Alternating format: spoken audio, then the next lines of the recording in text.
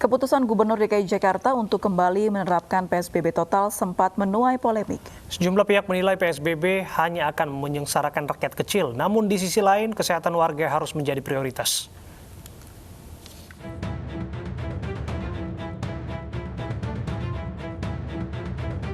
Gubernur DKI Jakarta Anies Baswedan telah mengumumkan aturan dalam PSBB total yang akan berlaku 14 September 2020 besok. Rencana ini sempat mendapat penolakan dari sejumlah fraksi PDI Perjuangan di DPRD DKI Jakarta. Menurut Sekretaris Fraksi PDI Perjuangan DPRD DKI Jakarta, penerapan PSBB akan berimbas pada perekonomian rakyat kecil. Hal berbeda dikemukakan Sekretaris Fraksi PAN DPRD DKI Jakarta, Oman Rakinda. Oman menyebut PSBB adalah yang paling pas untuk di DKI Jakarta dibandingkan PSBM.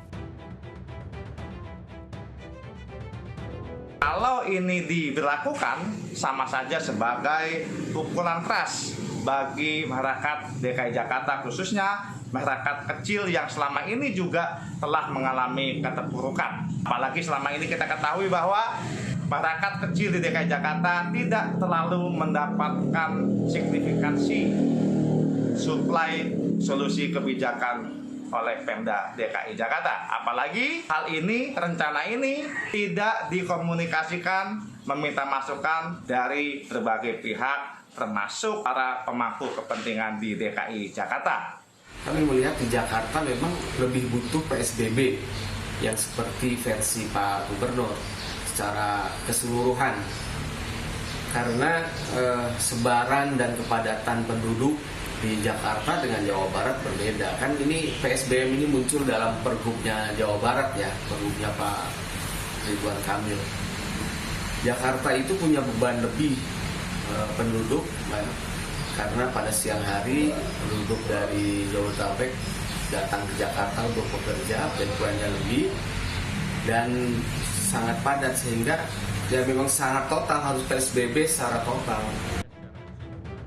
Sementara itu, Menteri Koordinator Bidang Perekonomian Airlangga Hartarto mengatakan menjaga kesehatan warga harus berbarengan dengan urusan ekonomi. Makanya Airlangga mengatakan perkantoran bisa tetap buka, namun presentasi karyawan diatur. Pemerintah pusat akan menggalakkan operasi justisi demi memastikan penerapan protokol kesehatan di perkantoran. Dan tentunya kalau untuk pekerja perkantoran tetap disiapkan flexible working, jadi ada yang kerja di rumah, ada yang kerja di kantor. Nanti tentu presentasinya akan ditentukan dan pemerintah juga akan menggelar operasi justisi, yaitu operasi yang akan mengetatkan kedisiplinan masyarakat. Dan ini tadi sudah dirapatkan juga dalam komite yang melibatkan juga Wakapolri dan Wakasat, sehingga ini akan terus dijalankan juga termasuk di perkantoran. Kurang kompaknya Gubernur DKI Jakarta dengan para menteri pemerintah pusat bukan kali ini saja.